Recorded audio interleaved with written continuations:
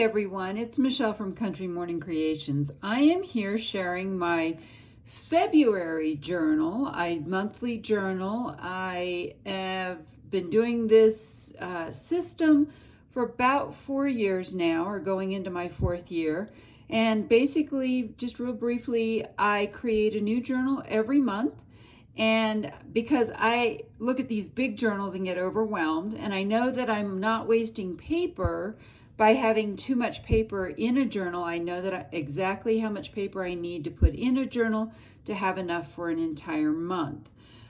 So what I've done here is I actually have a whole tutorial on how I made this ledger style single signature journal. Now this is not a thick journal, it's not a multiple layers, and it's based on a class I took from Nick the Booksmith on her ledgers and ladies journals.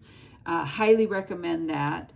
And so basically what I have here is I've got my cover done. You can see the how-to video. I will post that later this week.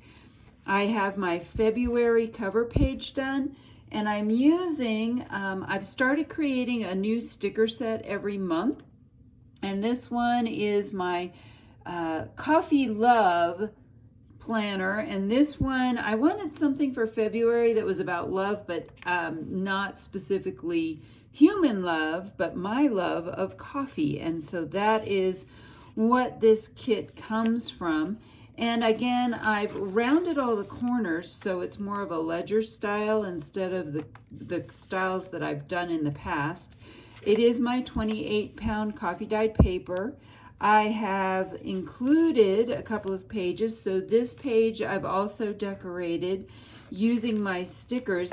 And this is one of the things that I did. I have a, one of the things that I did was I printed out a couple of these on, oops, that's not what I'm looking for, on clear sticker paper, and then made kind of a washi tape. So that's what that is. And so you can print the background papers on clear sticker paper and make your own washi tape, which I thought was kind of fun. So I have some fun papers in here, like just this coffee dyed, this is tracing paper. And then I have a dictionary page, and let's see, I think it's this side.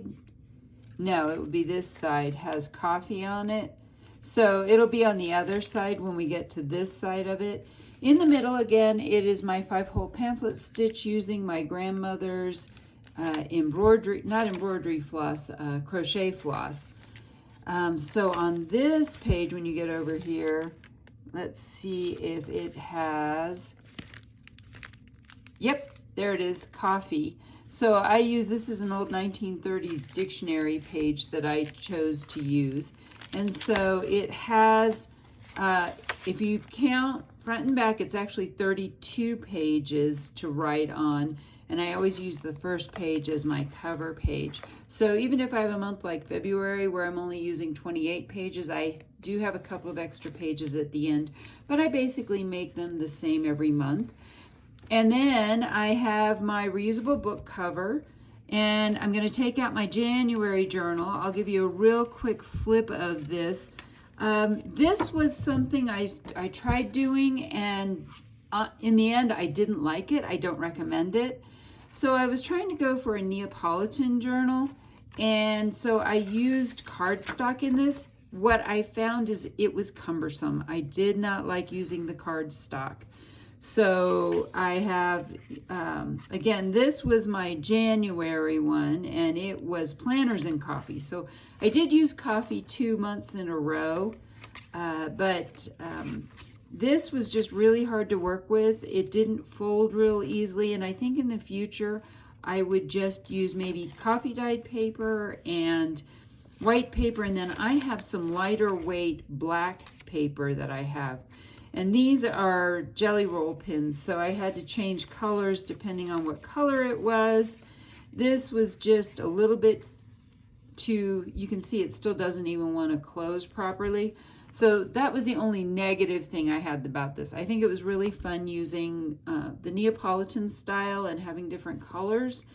However, I felt again, it was really difficult to work with. You can see that this wants to close and is much more compact, and I think it will even, we'll find it even fits better in the journal than if I used a heavier cardstock. So I don't recommend cardstock for your journals, especially if you're writing.